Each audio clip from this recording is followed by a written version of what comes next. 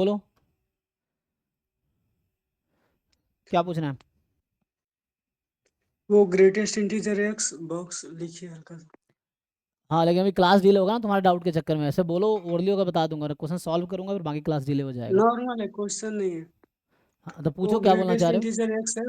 हाँ greatest integer x plus greatest integer minus x is equal to -1 क्यों होता है? तो उसको तुम प्रूफ करके देख लो।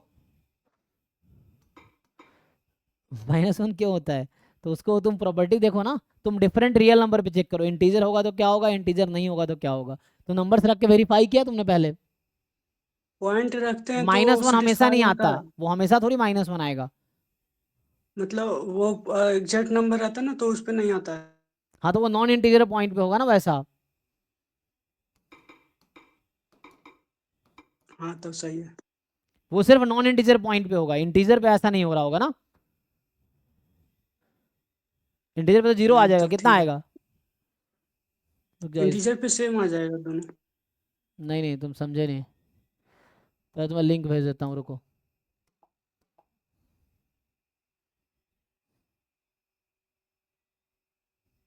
इंटीजर पे एक प्लस और माइनस सेम आ जाएगा, जीरो हो जाएगा। हाँ इंटीजर पे जीरो आएगा ना। अब बाकी पॉइंट पे क्या आएगा, नॉन इंटीजर पे।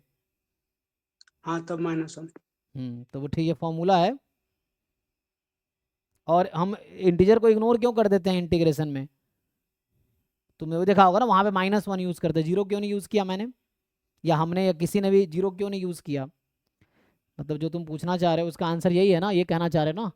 Greatest integer of x, greatest integer of -x।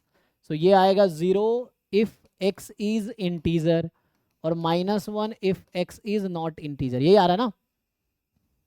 हाँ तो तुम देखते हो कि जब कोई, मान लो मैं यहाँ लिखूंगा एक्सपेक्टेशन, अगर मुझे कोई पूछता है बताओ इसका एक्स कोई कॉन्टिन्यूअस रैंडम वेरिएबल है, कोई पूछेगा इसका एक्सपेक्टेशन क्या होगा, तो क्या लिखते हैं हम लोग। तो इसको क्या करते हैं, ये -1 टाइम PDF कर देते हैं। तो -1 ही क्यों यूज़ करते हैं, जीरो क्यों नहीं यूज़ करते हैं। तुम देखा होगा, तुमने अगर सॉल्व किया होगा तो इसकी वैल्यू -1 है, मतलब यही लिखेंगे लेकिन वो -1 के इक्वल आ जाएगा।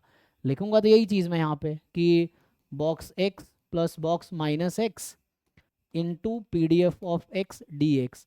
लेकिन करते क्या हम कॉन्टिन्यूस वाले केस में, जब x कॉन्टिन्यूस तो ये यही तो कर देते हैं माइनस, तो ये -1 आ जाता है ना। -1 आ जाएगा, क्यों -1 आ जाएगा। वो तो प्रॉपर्टी से, क्योंकि ये इंटीजर नहीं है यहाँ पे। -1 कैसे इंटीजर नहीं है, अगर मैं इंटीग्रेशन कर रहा हूँ -∞ से +∞ में, से इंटीजर है कि नहीं है। तो ये -1 आ गया। तो x कोई भी कॉन्टिन्यूस रैंडम वेरिएबल होगा तो उसमें इसका आंसर -1 ही आएगा। चाहे x नॉर्मल हो, यूनिफॉर्म हो, कोई भी कॉन्टिन्यूस रैंडम वेरिएबल है तो इसका आंसर हमेशा इसके इक्वल आएगा। तो बट यहाँ पे हमने इंटीजर को इग्नोर क्यों किया, क्योंकि जीरो भी तो हो सकता था। जीरो क्यों नहीं लिखा मैंने, क्योंकि जीरो काउंटेबल सेट है, और कॉन्टिन्यूस रैंडम वेरिएबल में पॉइंट पे प्रोबेबिलिटी जीरो होती है, काउंटेबल सेट पे प्रोबेबिलिटी जीरो होती है। अगर एक्स कॉन्टिन्यूस रैंडम वेरिएबल है तो हमने लिखाया है ना कि x बिलोंग्स टू जो q होगा, इनफैक्ट x बिलोंग्स टू यहाँ z होगा, वो जीरो आएगा।